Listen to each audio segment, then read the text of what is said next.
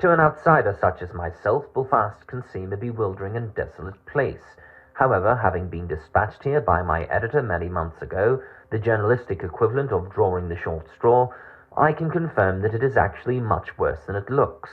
The local stock response to my genuine questions when attempting to report on specific incidents or simply trying to understand daily life in Belfast slums is to inform me that my mother is in fact my father, or to use a regional vernacular, your ma is your da.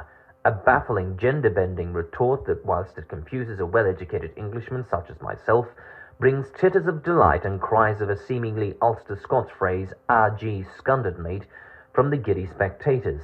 How queer.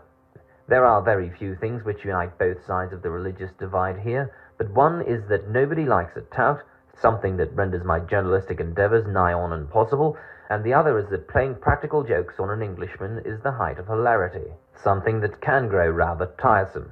An example of one such occasion was when I informed some of the locals recently that it was in fact my birthday. They sang a rendition of Happy Birthday, which they had adapted, so that the words bore the ludicrous claim that I was in fact born in the zoo, with a selection of animals that included a rather rotund kangaroo. My insistence that this was not the case, and that I was in fact born in Charing Cross Hospital by way of a caesarean section due to my exceptionally long torso, drew cackles of laughter from the assembled women and children.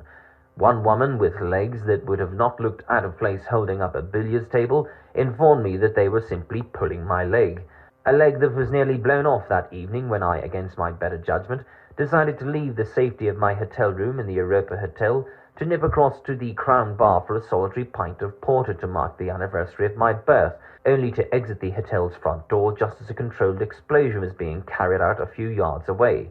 No porter for me, it seems. Perhaps next year.